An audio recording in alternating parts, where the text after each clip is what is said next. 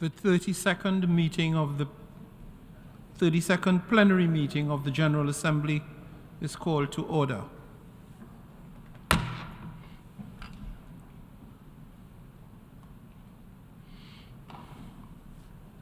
Before proceeding further, I would like to draw the attention of members of the date of recess of the current session.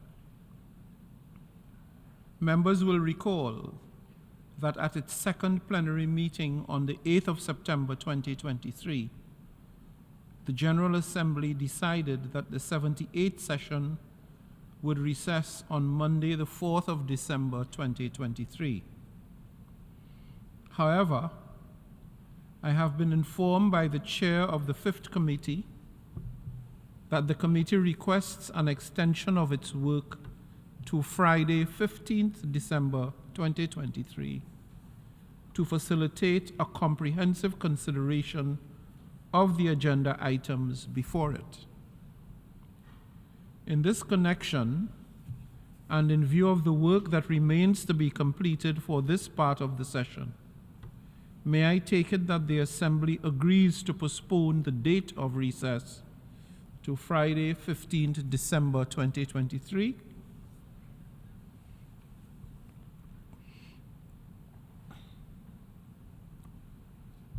It is so decided.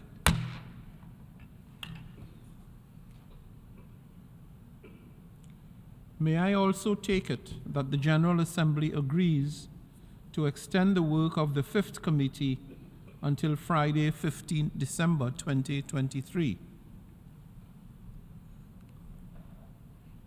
It is so decided.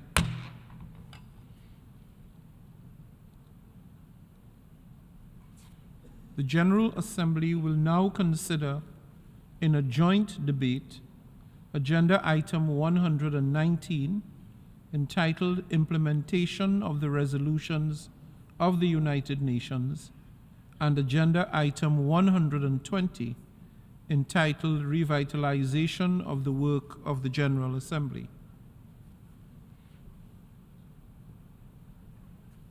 The President will now deliver a statement. Distinguished delegates, Excellencies, our focus today is the revitalization of the work of the General Assembly.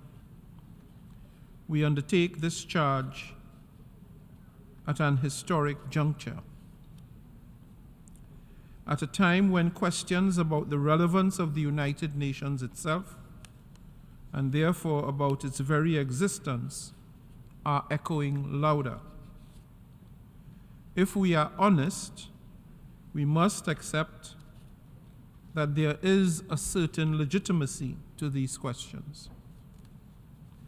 Daily, images of the human dimensions and costs of war and humanitarian crises are being etched indelibly into the public consciousness. Obviously, they find it unbearable, unacceptable, and cruel, and want it to stop.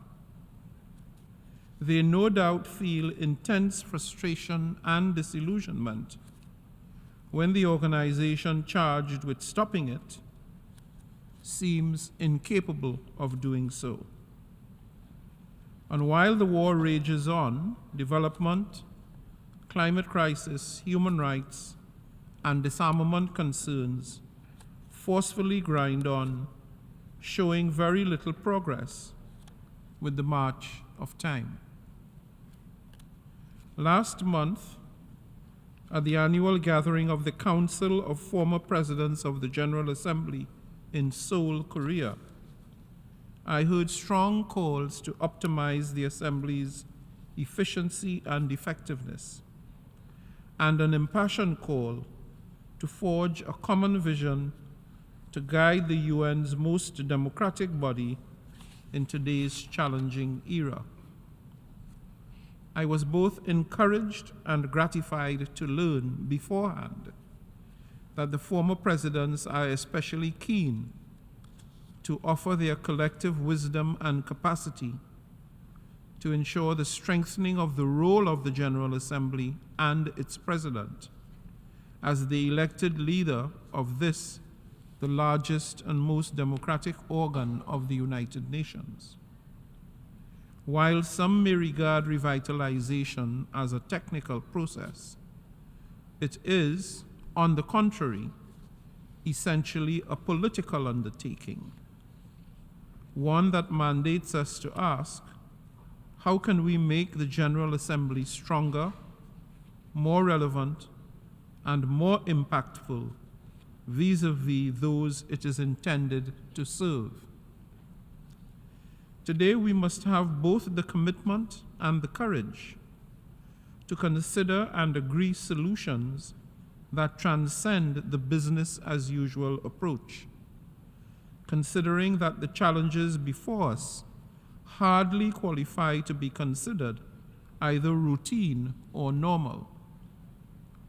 As we set our sights on commencing in earnest the preparations for the Summit of the Future next September, what can the General Assembly do to revitalize itself now and for the future? Excellencies, in these pursuits, we have firm ground on which to build. During the previous session, the ad hoc working group adopted the first ever biannualized resolution on General Assembly revitalization. For their tireless efforts and consequential pioneering achievements as co-facilitators of this process, I take this opportunity to express my deep gratitude to Her Excellency Egriselda Lopez, Permanent Representative of El Salvador, and His Excellency Mitchell Fifield, former Permanent Representative of Australia. We honor their work and leadership today. As you recall, one result of this resolution was a voluntary pledge to limit side events during the general debate, a pledge that I am pleased to announce has already garnered the support of 24 member states. This information is now available on the Office of the President of the General Assembly website. I encourage more member states and UN entities to join in support of this much-needed initiative. Another practical outcome was the strengthening of the Office of the PGA through financing and staffing initiatives. For the effective functioning of the OPGA, it is critical that additional regular budget resources be provided, and I appeal to the chairs of both the Fifth Committee and the ACABQ to ensure that the relevant proposals in that regard are given favorable consideration. Going forward, we have much more to accomplish.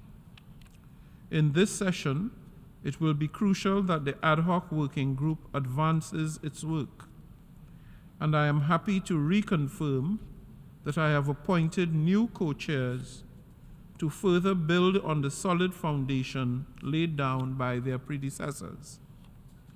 In this connection, I should like to thank Her Excellency Manissa Rambali, the Permanent Representative of St. Lucia, and His Excellency Cornel Feruta, Permanent Representative of Romania, for accepting this weighty responsibility. I trust that member states will extend their full support to the co-chairs as they steer deliberations on the role and authority of the General Assembly and its working methods in this session. In this connection, consistent with the practice of my predecessors, it is my intention to utilize the General Committee to coordinate and streamline our work. As well, I will continue the tradition of convening informal morning dialogues to stimulate creative insights and productive exchanges between and among member states, UN entities, and other invited stakeholders as we continue to ponder solutions, real solutions, to today's complex global challenges. For the 78th session, I have dubbed these informal encounters GAIAP dialogues, the word GAIAP being drawn from the indigenous Caribbean expression in Trinidad and Tobago, meaning many hands make light work. Just this morning, I engaged with member states in the first GAIAP dialogue of this session on strengthening media engagement with the UN General Assembly. I heard strong interest in making the Assembly's work more accessible, understandable, and meaningful to the general public, including by utilizing traditional media channels. Excellencies, like any well-run institution with an eye to longevity, the General Assembly must adapt itself to the times in order to stay relevant, credible, and authoritative. Let us therefore use this session to generate fresh, innovative ideas and strategies to better position and empower the General Assembly to deliver for peace, prosperity, progress, and sustainability, and to implement what has already been agreed. By revitalizing the General Assembly, we are acting to strengthen our multilateral system as a whole by ensuring that it is more inclusive and representative of all stakeholders, working with respect and collegiality towards meaningful outcomes for the people we serve, and ultimately returning our politics to the domain of dignity that Martinique philosopher Edouard Glissant once envisioned. Let us all exhibit a high level of motivation and engagement in this vital endeavor. I thank you.